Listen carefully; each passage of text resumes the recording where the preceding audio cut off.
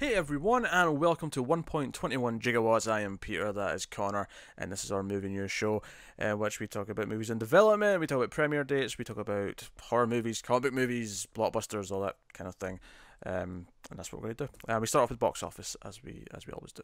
So, there you go. Yes, we do.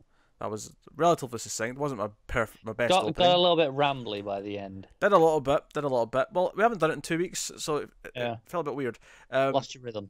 But yeah, so we ended up missing last week, just due to delays. But the news was actually assembled last week, and what's funny actually is that this week and last week were both fairly light news weeks. So the fact that they're combined into one is actually isn't making it monstrous. Yeah, it's actually not a bad thing overall. The only downside is we didn't get to make guesses for this weekend's box office, which is kind of a shame. Was there anything notable to guess for?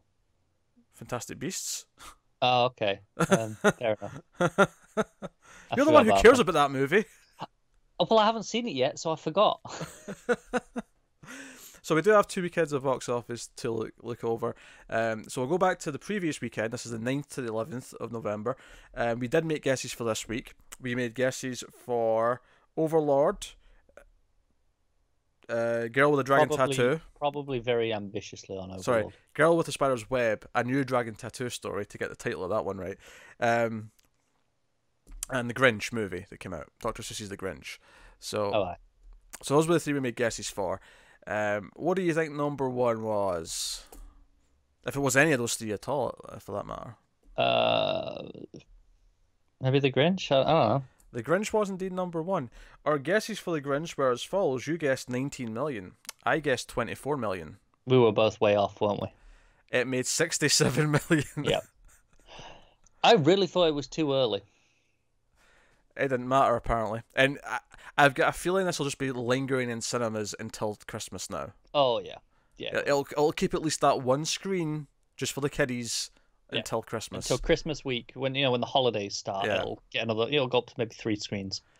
So, yeah. So Dr. Seuss's The Grinch made 67 million. Number 2 was Bohemian Rhapsody with 31 million. So that's doing quite well. That was the second weekend. Number 3 was Overlord, which, for guess's sake, you guessed 12 million, I guessed 20. Both of which could be true based on where we are. Yeah. Unfortunately, it only made 10 million. I wasn't that far off then. You weren't far off, unfortunately. Not just because you win. Yeah, no, because... I wanted it to be better as well. I haven't seen it yet, but from what I've heard, it looks pretty good. I have seen it, and it was a fantastic B movie. Excellently made. I would highly recommend go and check it out, Overlord, and give it some support. I believe you, but at the same time, I was pretty close, so I'm going to take it. I think what I love about it more than anything is that it just takes itself seriously in the right way. It doesn't have a lot of quips. It doesn't have a lot of like, oh, we have to be silly because we know we're in a silly premise. No. It plays it straight, and it works because it plays it straight. So anyway. Number 3, or so that was number 3. Number 4 is The Nutcracker in the Four Realms with 10 million. Number 5 is A Star Is Born with 8 million. Number 6 was The Girl in the Spider's Web, a new dragon tattoo story. What did we guess for that? I hope low. You guessed 9 million, I guessed 8 million, and it got 7.8. So I'll take the victory on that one. Yeah. We both agreed in the ballpark though. Yeah, it bombed. We're not surprised. So that is not a franchise that's coming back. What a shame. Yeah, so Sony, I guess you're just going to have to deal with it. And I won overall because I did have the higher of the 2 Grinch predictions. I mean, admittedly, I was still absurdly off, but... Yeah, but technically you were closer. I was higher. So then number 7 was Nobody's Fool at 6 million. Number 8 was Venom with 4.9 million. Number 9 is Halloween with 3.9 million. And then number 10 was The Hate You Give with 2 million. So we'll move quickly on then to this weekend's box office, the weekend that we're just finishing, which is the 16th to the 18th of November. Number 1 is obviously Fantastic Beasts: The Crimes of Grindelwald. If you haven't seen it, do you want to guess? I haven't. 65? 62 million. Which, is that disappointing? I don't know, because I don't know what I think it would definitely be disappointing compared to the late Harry Potter films. I'm pretty sure, because those were huge hits. I don't know about compared to the last Fantastic Beasts. So It's a good question. maybe, yeah, I'm because inquiring. it is all about context here. Uh, again, I don't really know what the budget was on this one either. So Budget was 200 million. okay, Um, so the first one was 74, so it's not that much of a no, drop, it's okay. which is fair I enough. don't think it'll be considered disappointing then. It's worth mentioning though that it's also had a drop everywhere else. Like the internationals had a drop as well. Yeah. So apparently, like the third one's pretty much guaranteed, but originally they announced 5 of these, and it's entirely possible if it keeps having this diminishing returns that they could call it quits after If it 3. diminishes too far, yeah. But it is definitely lower overall than the last one, and I mean I don't think it's just this fault, but I do have to laugh and say it's the Johnny Depp curse. Like, why would you cast him in a movie now? Because he's just box office poison. He is. And again, I don't think that this actually has anything to do with him. I don't think anyone's gone, oh, Johnny Depp's in it. I'm not No, going. I don't really It's think just that. a side coincidence. It's just funny because he's not been in a hit. I think the only hit he's technically had in the last like 10 years was that new Pirates movie, because it was a pirate, and even that was kind of underwhelming for a Pirates movie, but it was Yeah, yeah. still Still technically a hit. yes. Yeah. No, I don't. I think like I say it's is slightly below where the last one was. The last one came riding in on a lot of hype. I don't think they'll be massively disappointed with this. I don't think they'll be overly happy with it either. Uh, it's got bad word of mouth actually, and bad critical Yeah, reviews. yeah, it So has. that is interesting to me. I'm not going to see it. I don't care. I'm done Oh, I'm with definitely going. It's with these movies. just finding the time. But it is interesting to me to watch this one be met with various degrees of disappointment from Harry Potter fans specifically. Yes. Some who feel very strongly and think these movies should never have existed, some who are just kind of ambivalent or whatever. But the general consensus I'm seeing about Fantastic Beasts is that it's very messy and it relies too much on references and nostalgia, which is something that I don't think Fantastic Beasts 1 did. Cause I did see that one. I don't think that No, relied I on that think too that was a much. very. It was a very strong. It was a standalone adventure. Uh, It was in that world, but I don't think it was. Oh, hey, you see this? Yeah, it didn't rely on that too much. I mean, I had some problems with the movie, but it didn't rely on that. No, Whereas this one sounds like it's a lot more prequely from what I'm hearing. quite possibly from what I've heard. But again, I haven't seen it, so I can't really say exactly what the problems are yet. Yeah, well, it's funny. Like, if you want to compare it to Star Wars, right, and you compare it to the Star Wars prequels, partly because they actually are technically prequels, but just in the sense that it is J.K. Rowling now who has more control over them than she did the original movies, because now she's writing scripts directly for the movies, and it's just an interesting comparison that the person who is responsible for everything in the first place now has more control, and now seemingly they're starting to disappoint people. Yeah. It's fascinating. She To did me. have quite a lot of control over the original movies, though. What did she? Yeah, like even down to the casting. When they were casting in the first one, they originally had a bunch of Americans cast, and she refused to let them make the movie unless they cast British kids. Fair enough. Well, still though, she's written the scripts Yeah, for these ones. yeah. I'm So not saying she's blameless. I'm just, yeah, just to be fair, she has always been quite involved. that's fair. All right, so number 2 is The Grinch with 38 million, so that's swimming along nicely. Then number 3 is Bohemian Rhapsody with 15 million. Number 4 was Instant Family with 14.7 million. Number 5 is Widows with 12.3 million, which is a little bit disappointing just because it looks fantastic and it's getting a lot of good buzz. Yeah. Not had a chance to see it myself, but I'm really looking forward to it. Steve McQueen's last few films have all been exceptional, so I'll be jumping in that when I can.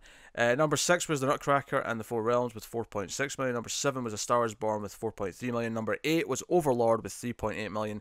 Number 9 was The Girl in the Spider's Web, A New Dragon Tattoo Story with 2.5 million. Number 10 was Nobody's Fool with 2.6 million. Or 2.2 million, sorry. Spider's Web has just about made 10 million. Well, there is 12 weekdays million. in between the Yeah, weekends. but it won't be that much more. So maybe 15 total. 13.2. There we go. And then worldwide, it's made 26.5. That is atrocious. What's Overlord done worldwide? I'm curious. Probably about the same. 32 million. A little bit better. On a $38 million budget, I mean, that'll be not as much of a disaster overall in terms of the books. Yeah. It's not amazing, but it's all not a said and disaster. done. Yeah. All right. That's box office. But are we guessing things for next week? That's a good question. I don't know. You tell me. Let me have a look. I imagine you'll want to do Fantastic Beasts second week. Yeah. So we got Fantastic Beasts. We got Creed. We got Ralph, and we got Robin Hood. That piece of shit Robin Hood looking movie. Looks That terrible. amazingly awful looking movie. It looks garbage. All right. What is your guesses then? Fantastic Beasts, 28. 28. Creed 2. 33. Ralph. 50. Robin Hood. 11. Oh jeez. These may be off because obviously I'm thinking of opening weekend, but it's weird. Yeah. Yeah. Right. Okay. Ralph. I'm going to go 55. Oh, okay. Creed. I'm going 26. Fantastic Beasts. 23. And then Robin Hood should be gobbled up by all this competition, to be honest. I'm going to say 9. All right. That's what I'm So saying. we're in agreement on the order. Seemingly. I actually thought you were shooting too low for Ralph, but I looked up what the first one did opening weekend. And Oh, I'm that's like, cheating. hey, no, yeah, I was like 49. You were like right on the money. Oh, okay. So I'm Wait, predicting did you hear me say 50 and you went, nah, piss off? So, well, yeah. So as I looked, I was like, oh, he's right on the way. I'm going to assume it's going to go up. So 55. See, if I'd known that, I might have gone off as well, but No. damn it. That's fine. So we got 4 guesses for next week, and we'll discuss them. Yeah, Wednesday the 21st. Because then it says Friday the 30th. Right? You know what? I'm just going to corroborate that this is right in terms of date. I'm going to look up Creed 2. Because these could be the week after, and this is just being shitty. Yeah. These could be the 28th. Uh, I don't actually know when any of these movies come out, though, so it doesn't help. 21st of November. Google tells me that. Okay, that's fine. Right, okay. Because I was worried the number's just wrong. Yeah, and we've just made this guesses a week early. Yeah, it was Wednesday the 28th because... Yeah. Yeah. That's fine. No, they for whatever reason, they think the 21st comes after the 23rd. Yeah, I don't know why. That's weird.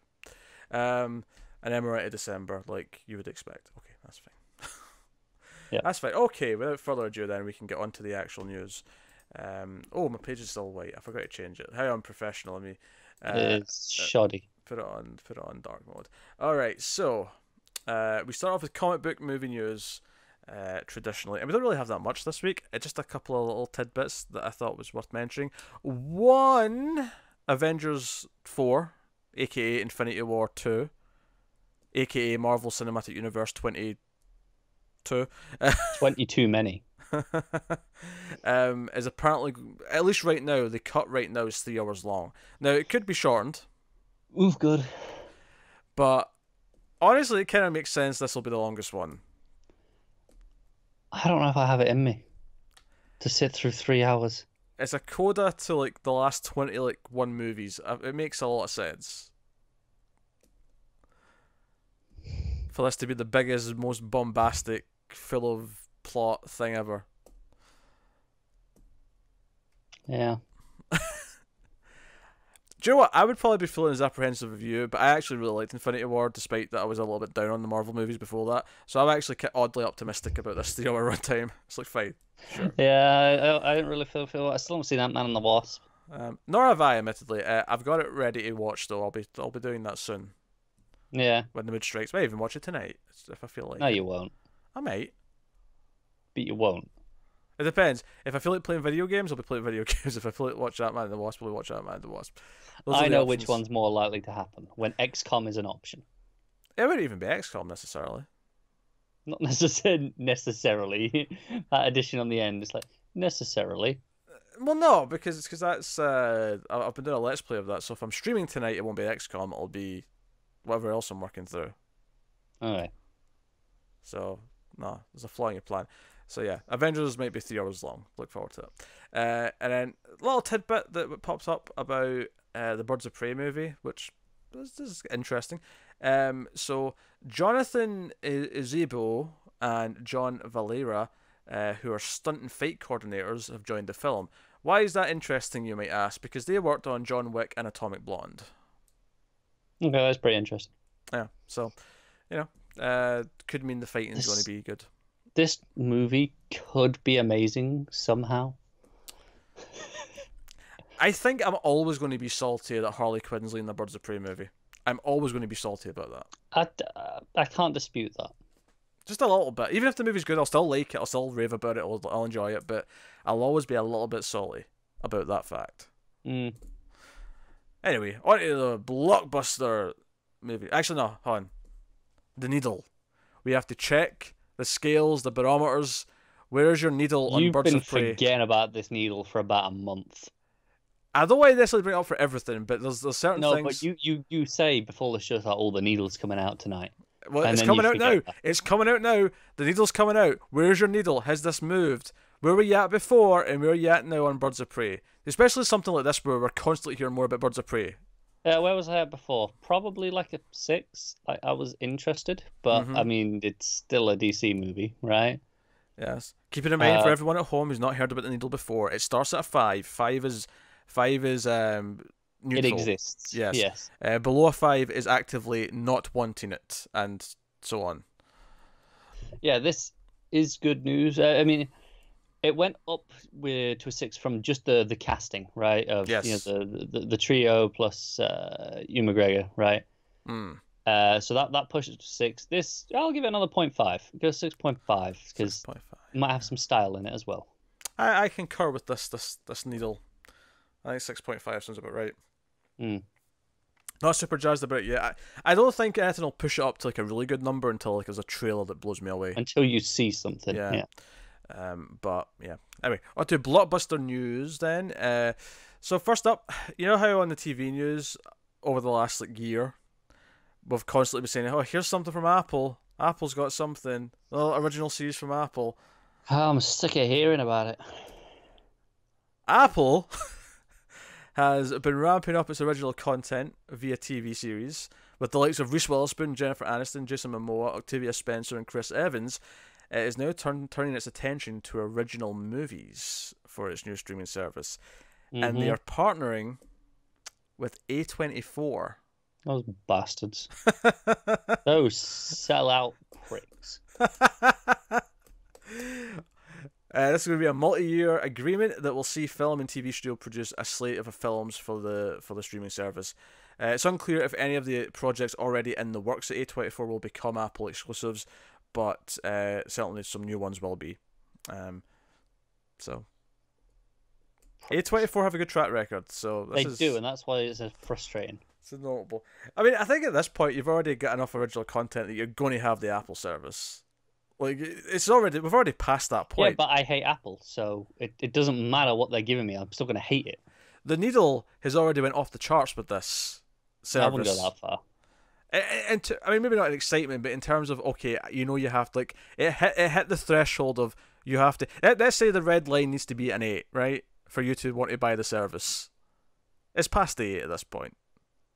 I'll tell you the one thing that stops it being past an 8. No, legitimately. Okay. Is they have not given me any details at all on platforms. Okay, it'll be an app. You'll be able to get an app. No. It probably will, but I don't put it past Apple to give it early access to their own things. What you're saying that the only thing I could watch this on would be my iPad. I wouldn't be able to get it on PC or PS4 or anything else that I want. Potentially. Not exclusively, but I can see it being timed. Okay. All right. We'll see. But there you go. That's that.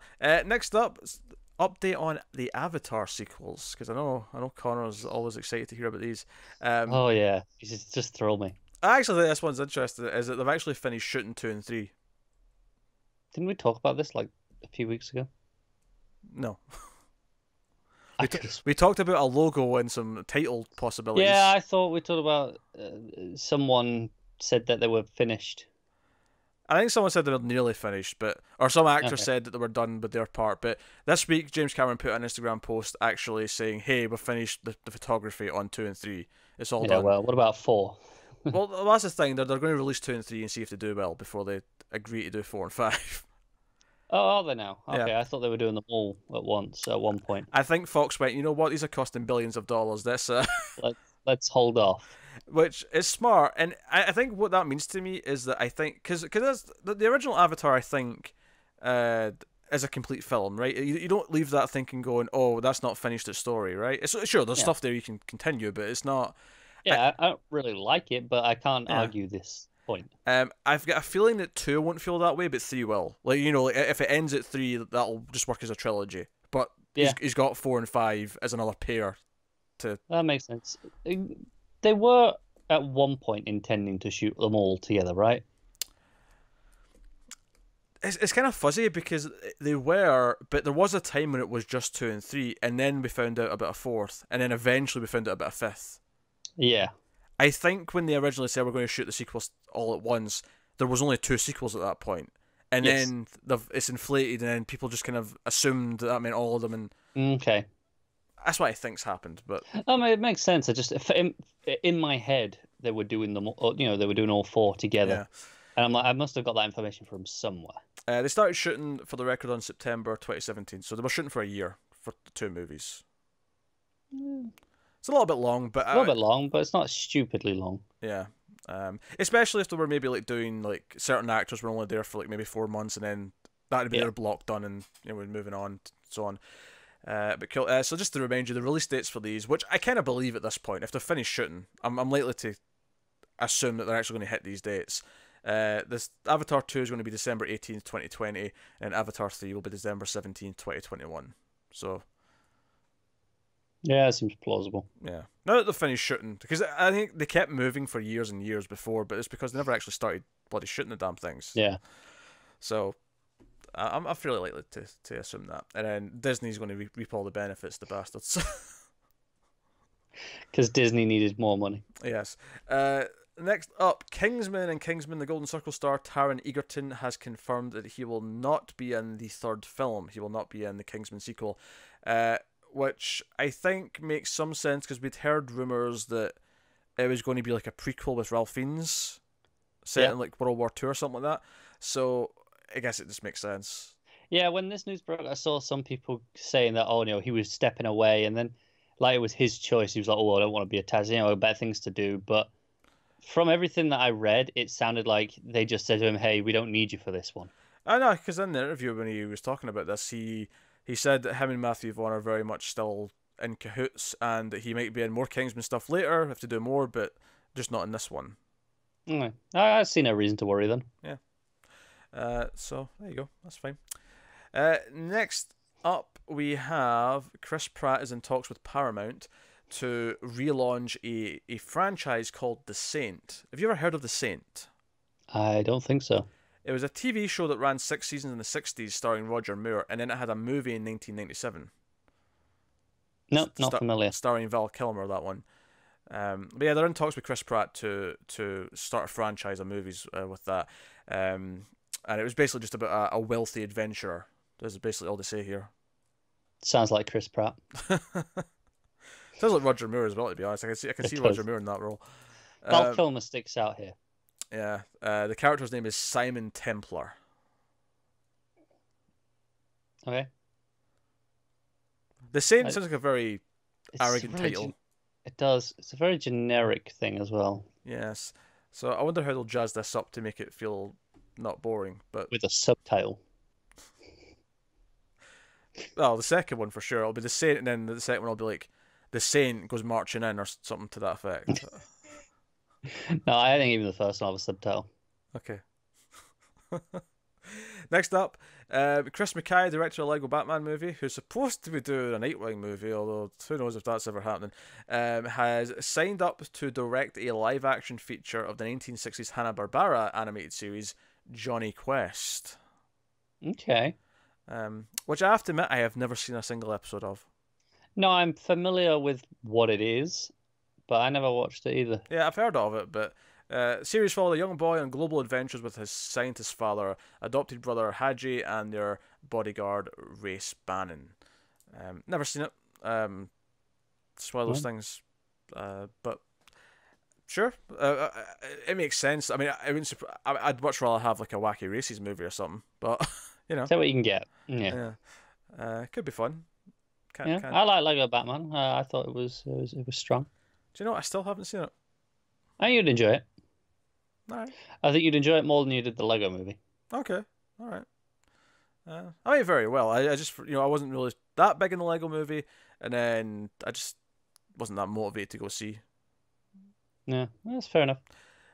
Next up, Warner Brothers has got the feature film rights to the upcoming dystopian novel FKA USA in a 7-figure deal. The novel's published by Amy Einhorn of Flatrion Books, or will be in June of 2019. So, FKA USA imagines the United States where, in the wake of an environmental disaster and catastrophic policies of its final president, the 50 states have seceded and given way to a series of lawless territories. The story centers on 4 characters: a factory worker in Crunchtown 407, formerly Little Rock, Arkansas, a talking goat, an android who wants to be human, and a former convict lobotomized in Texas, who are unexpectedly entrusted with a sensitive political mission on which the fate of the world may just depend. The sci-fi novel is described as reminiscent of Hitchhiker's Guide to the Galaxy, The Wizard of Oz, and Ready Player One. You had me at talking goat. Well, we definitely had Tim at talking goat. We did, yeah. Tim's going to be all up in this movie. Tim just felt that. Wherever he is right now, he just heard you read that description. He's like, talking goat, you say? Like a pregnant woman feeling a baby kick. Tim just felt this in the distance. He just knew what you said. So, I have to admit, I'm intrigued. It sounds just ridiculous enough. I'm in. To be fun. Yes. Yeah. I'm curious. Admittedly, I mean, compared to Ready Player One, but Yeah. Okay, that's fair. No, not big in the. Well, I never read the book, but I'm not big in the movie for sure. I get that. So, next up, Katie Can's science fiction novel "Hold Back the Stars" is in the works, and we got John Boyega and Letitia Wright plan to star in it. They're attached, and it's being called Romeo and Juliet meets Gravity. I'm in. That's an interesting comparison. I mean, you've got your classic meat line. This meets that. Those are two things that feel. Wait, what? Yeah. Describe this to me. It's Mike Cahill's going to direct it, based on a script by Christy Hall. Published last year by Simon & Schuster, the book revolves around a man and a woman who revisit memories of their love affair on a utopian Earth, while they are trapped in the vast void of space with only 90 minutes of oxygen left. I'm definitely into this. Yeah, I'm into it. I like the sound of this as well. It's a great premise. You got a good cast to carry it, because you need a strong pair of leads to carry a movie like this. Yeah. It does sound like you get flashbacks to the time on Earth, though. It won't all be in space. I would have thought so, yeah. But yeah. But it sounds good. So it sounds like my kind of sci-fi drama that I can get into. Next up, Starfish, which stars Halloween and Runaways star Virginia Gardner, has been picked up by the Orchard for a raft of territories, including the US and the UK. The film, which is directed by A.T. White, follows Gardner as a young woman who struggles with the death of her best friend, while trying to assemble a series of clues left on mixtapes in order to stop a monstrous end to the world as we know it. That got more interesting as it went on. Yeah, it started off sounding a little bit 13 Reasons Why, and then I was like, no, but the tapes contain the secret to saving the planet. From monsters. From monsters, yes. So it's blending drama, high-concept sci-fi, and horror with an upbeat indie music score. That's an interesting thing to put in the press release for the announcement. Yeah, man, this is a good week. Yeah, it's not like there's any big projects, but it's just all these little like, that sounds Yeah, but interesting. sometimes we go through this and there'll be 5 or 6 in a row where I'm like, whatever. It's fine, but I don't really care. But this was like 3 or 4 that I'm like, yeah, I want to watch this. Next up, XYZ and CAA have inked a key pre-sales deal at AFM on Anna Kendrick's sci-fi thriller Stowaway. So you're already in, basically. I'm already in. Yeah, Yes, yes. yeah. Connor has an unhealthy obsession with Anna Kendrick. There is nothing unhealthy about it. That restraining order says otherwise. In Stowaway, the crew of a spaceship headed to Mars discovers an accidental stowaway shortly thereafter takeoff. Not thereafter. Shortly after takeoff. I'm adding words to the That didn't sentences. make any sense. Yeah, I'm adding words to the sentences. Clearly I'm tired and loopy, alright? Give me a break, people. Too far from Earth to turn back, with resources quickly dwindling, the ship's medical researcher Kendrick emerges as the only dissenting voice against the group consensus that has already decided in favour of a grim outcome. So basically the rest of the crew want to just throw him out the airlock because they don't have the supplies to feed him. Yeah, well, we can all die, or they can die. Yes, and he wasn't supposed to be here, so... Seems fair. Of course, though, I imagine the smart thing here will be to make us sympathise with him because maybe he stows away for a good reason. You know, maybe there's a... Yeah, almost certainly. Yeah, there's a reason why we're going to root for whoever this character is. It's a sci-fi movie, though, and it's got Anna Kendrick in it, so you're on board. No, in all seriousness, even if you take Anna Kendrick out of the equation, I still think that sounds pretty good. It sounds interesting. Yeah. Do you know what's funny? A lot of these news stories are from last week, so I'd forgotten what they all were by the time we came to record this because I'd done them all last week. So I'm reading these and going, "Oh yeah, this one, that sounded all right." Yeah. There's a reason you put this in the news. Yeah, I trust myself sometimes. Next up, after teaming on the 2017 drama A Ghost Story, the director David Lowry is back with A24. That's A24 again. You know that? They did A Ghost Story. This better not be an Apple movie. Which is fantastic. I don't believe it is. But they're back in business with Green Knight, a fantasy epic retelling of the medieval tale of Sir Gawain and the Green Knight. Have you heard of this? Yes. You have heard of this. Good, because it says it was a well-known thing, and I'd never heard of the damn thing. Sir Gawain and the Green Knight is the most famous tales in early English literature.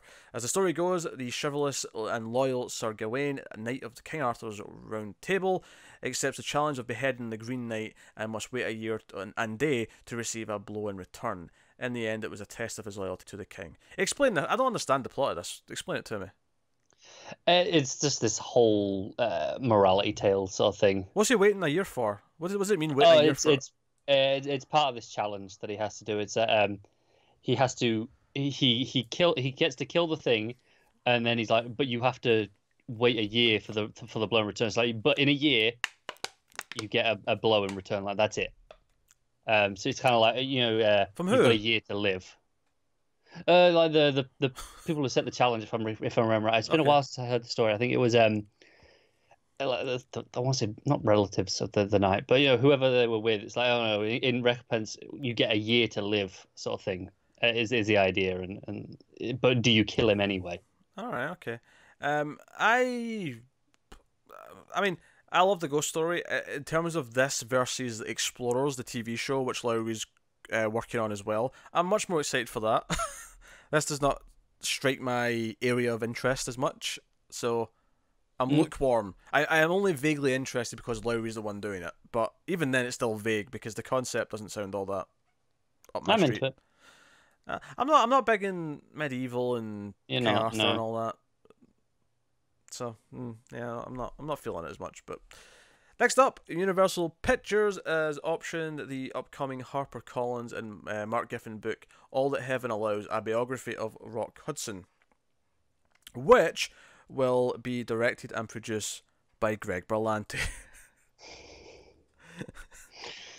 That bastard wasn't content with all of TV. No.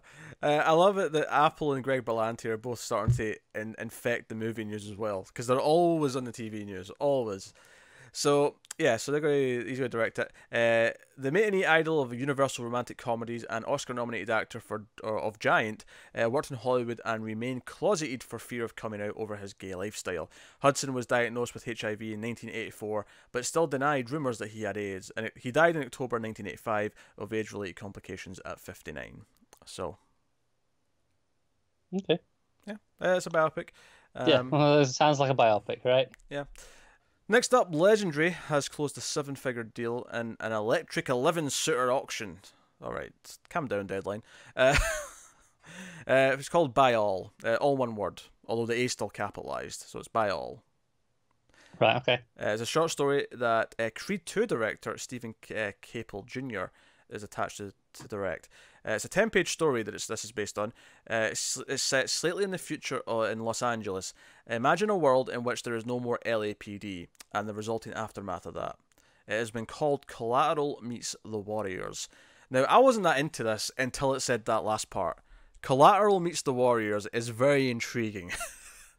Yeah, it's not what I was expecting based on the rest of that description.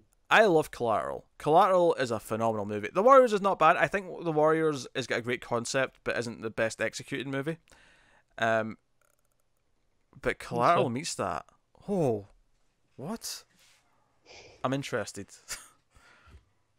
Well, I get it. You have my curiosity. That's all I'm saying. You got my curiosity. Next up, Akiva Goldsman, the award-winning writer of the hit film Batman and Robin, has signed on to write and produce a film adaptation of author Marcus Saki's best-selling Brilliance trilogy.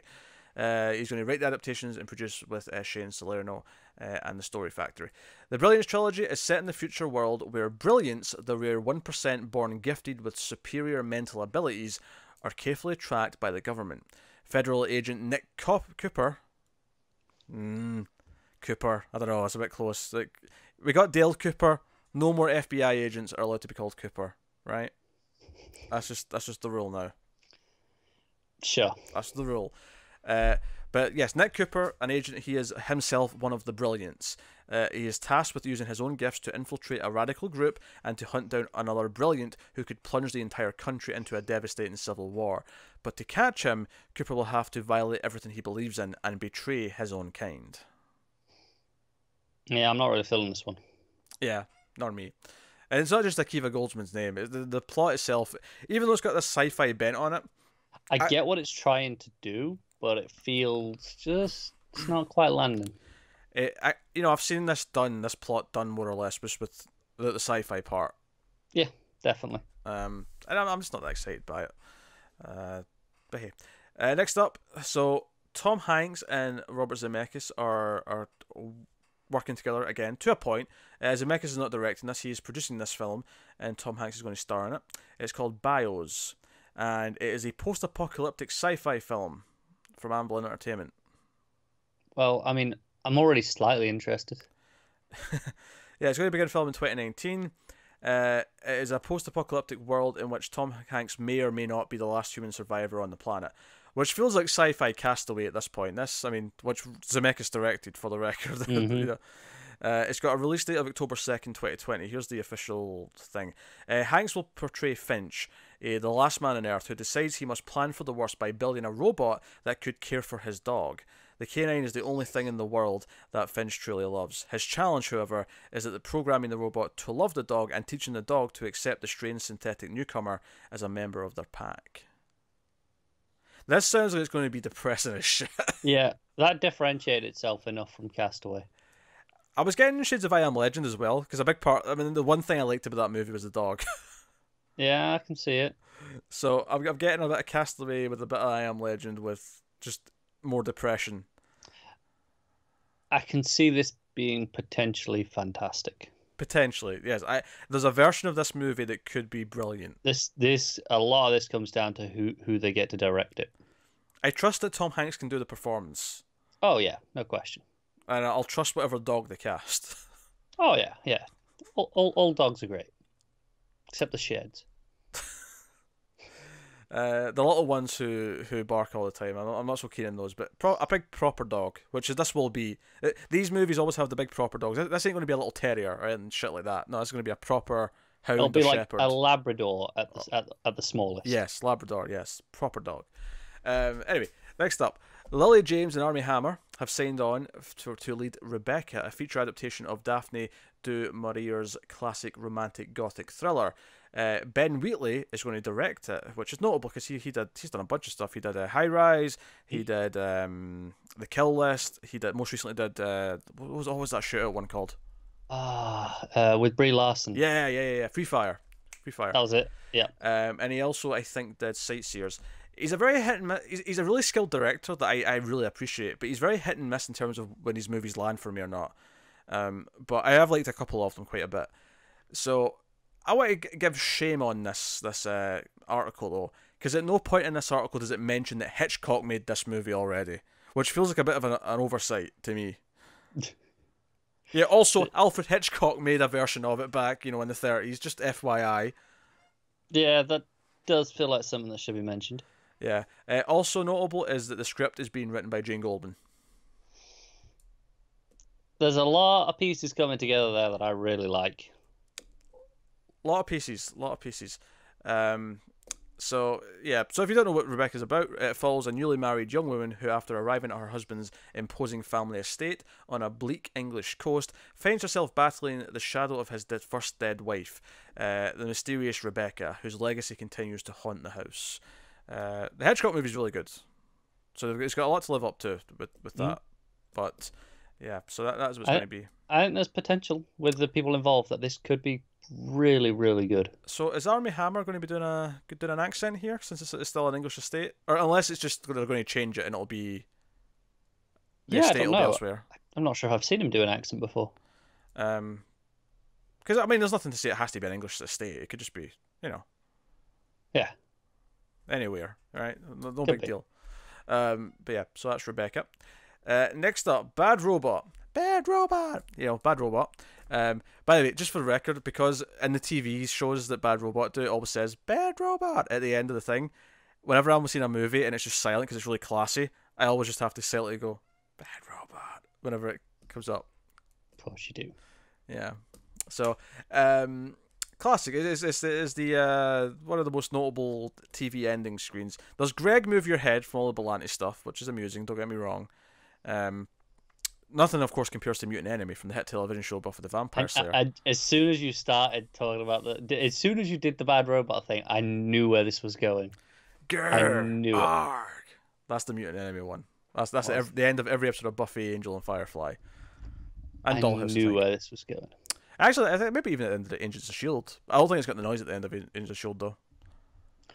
The logo's definitely there. Yeah. I'm not sure about the noise. I think maybe it's just something that's outgrown, or maybe I just don't get to the end of the credits as much as I used to in TV shows. I think back when I was rewatching Buffy and Angel a lot on DVD, I would be just letting them play at the end because. Yeah. Whereas now it's like you're watching one and then you stop it. Yeah. But hey, Bad Robot has acquired 6 new projects from a number of up-and-coming filmmakers. Oh boy. And this comes amidst speculation of where J.J. Abrams will take his production company in a new overall deal, because their deal with Paramount, where they've been for a while, is coming to an end. If you tell me they're going to Apple. It's almost as bad as that. Potentially. There's nothing confirmed yet. Apparently they're in talks with Warner Bros., they're in talks with Universal, they're in talks from Netflix. But the most likely home is Disney. Oh, that's fine. Disney's got too much. No. Elsewhere. They do, but I don't hate them as much as I do Apple, so whatever. So we don't actually have necessarily a lot in all 6 of these, right? Some of them have like a sentence, some of them don't, some just have creators, but worth mentioning that this whole batch of 6 movies. So the first one's called The Steps. Is a twist on a possession story. Blair Butler will write the project based on an original idea by director Stefan Grub. We have Untitled. It's entitled entitled Megan Amram.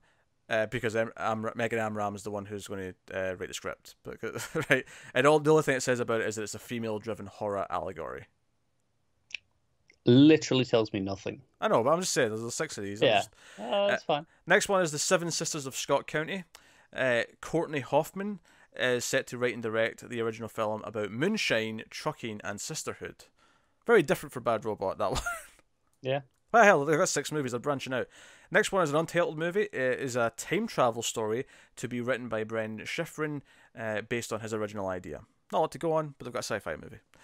Next up is Everything Must Go. It's pitched as Clerks for a New Generation. The project stars Bobby Hall, also known as Logic, he's a rapper, who is co-writing with Lisa McQuillan, who worked on Blackish and Dr. Ken. It's a lot to live up to if you want to be a new Clerks. Is it though?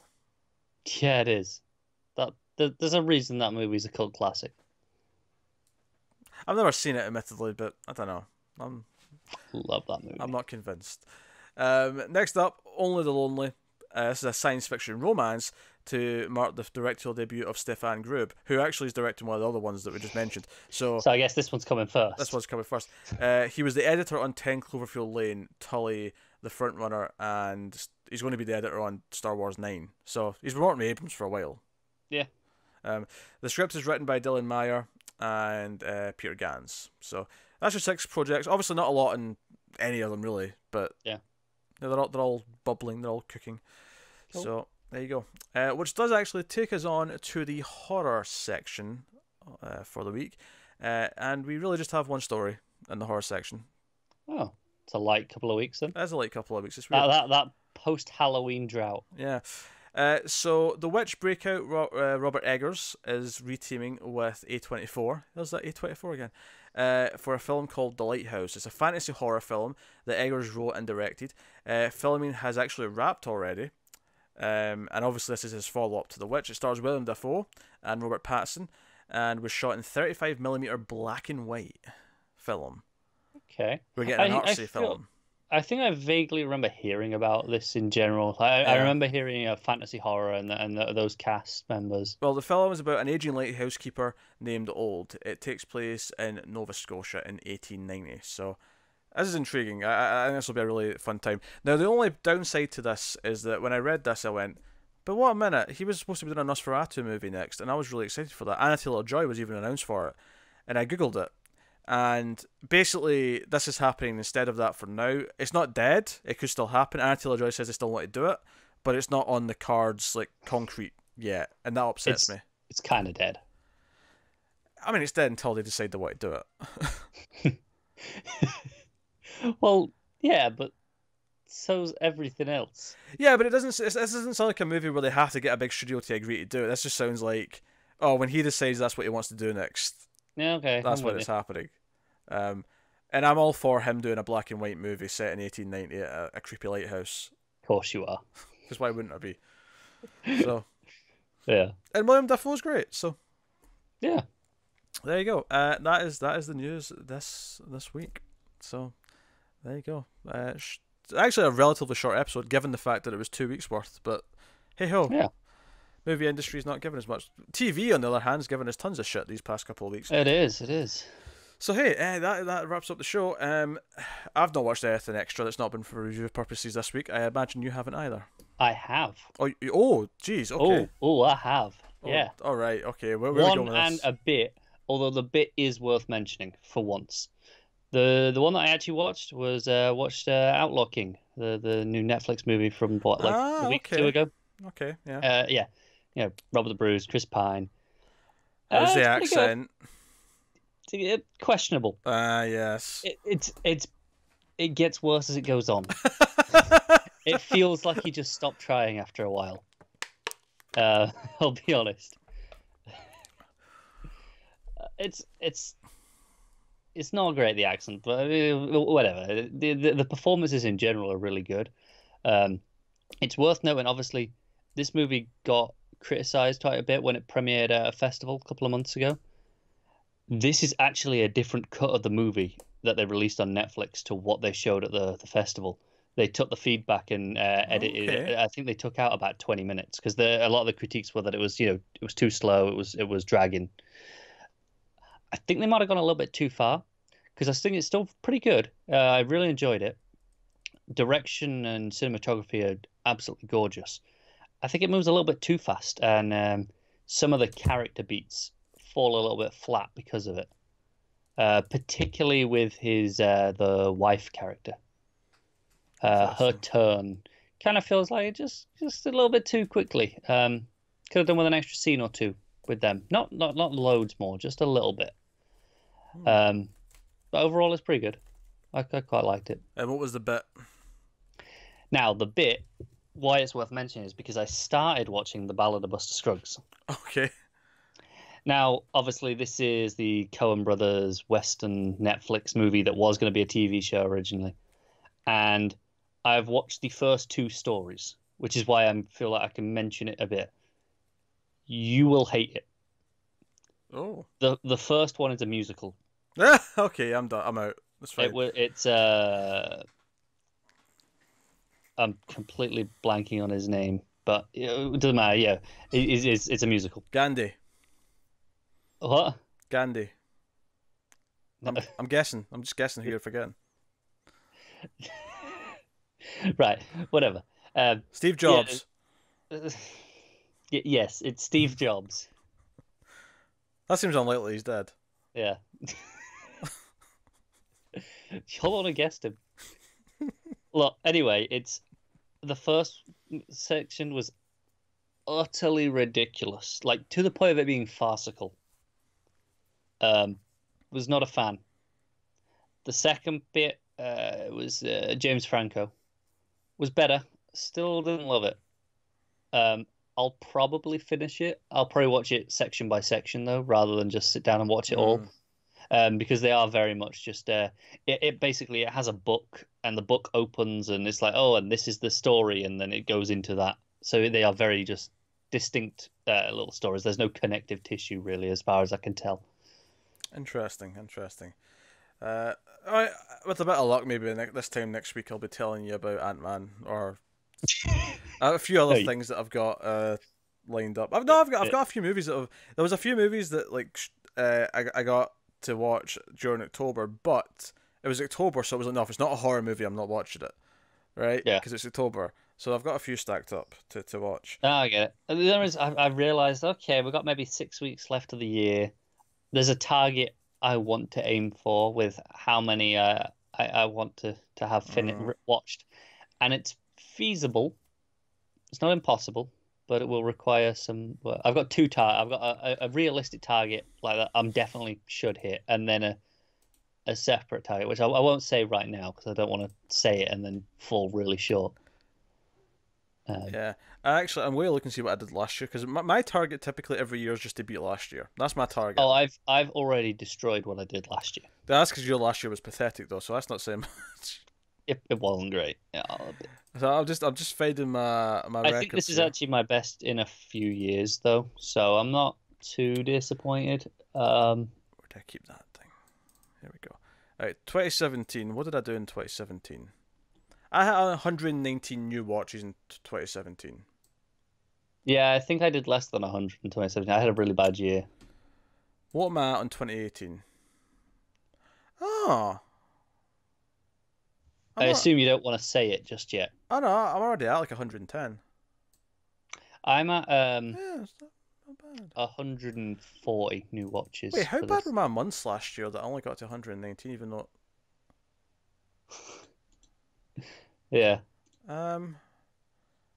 Yeah, I guess I just had a lot of single digits last year. Yeah, okay. Alright, fair enough. But I'm 110-ish, and I should be able to beat last year as long as I watch 9 or 10 movies before the end of the year. Streams After Midnight and Influx should hopefully carry me almost all the way there anyway. Yeah. So I just have to sneak in a few extras. That's true. Yeah, so I'll watch that, man. I've got Skyscraper to watch, so that'll be good. Paige watched it the other night. Oh, did she like it? She had a blast. Oh, good, it's good. Admittedly, not that Paige liking something's a good barometer for quality, but... Yeah. I mean, it seems just like a dumb fun movie, right? Yeah. Well, Rampage was shite, though. The Rock's already let me down once this year. You better not let me down again. You know, you're guaranteed at least one from him a year. We'll see. Yeah, I'll get back at this way. But I've been. You've been playing too many damn video games. I have been playing too many video games recently. Typically, what happens is I'll be in a mood where I'm either watching a lot of movies, which did happen. It happened a bit more in the summer, and it happened at the start of the year. Or I'll be playing a lot of video games, which is happening right now, and happened as well maybe in the April to June-ish time. Or I'll be really into comics, and I'll be reading a lot of old comic books, which also happened a couple of times this year. I tend to go through a month to 2 month periods of like really focusing on one of my loves. Yeah. And then the other things all get kind of left behind for that period of time. Yeah, but in theory, it evens out. In theory. Yeah, in theory. We'll see. But I really was front loaded on my movie watching. So. With that said, though, that'll wrap up this week's Movie News podcast. So thank you very much for showing up and sticking around. Let us know what you thought of the news items in the comments. Like and subscribe. Get us on patreon.com/MailFuzzTV if you want to support the show and the channel and everything we do here. You get bonuses, you get some stuff early. At the $1 tier, you get access to 1.21 Extra, which is a bi-monthly, meaning it's every other month. It swaps with Almost Cancelled Extra, they alternate. And it's a movie topic show. Where we'll pick a topic, and I say this because we should be doing the next one in the next week-ish in time.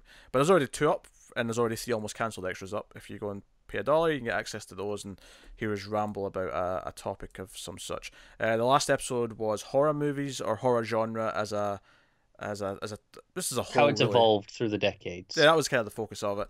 And the first episode was about aspect ratios. It was a fantastic lesson. Probably not the best place to start, though. That you should all watch and become experts in aspect ratios. You should, but start with the horror one. Nah, the aspect ratio one's better. That was I had diagrams and everything in that one. You did. That's just why I'm saying ease yourself in. You're not ready for the lecture. Start with the more informal chat. But that is us. So thank you once again for watching or listening. We always appreciate it. Keep watching movies, guys, and we will see you next time.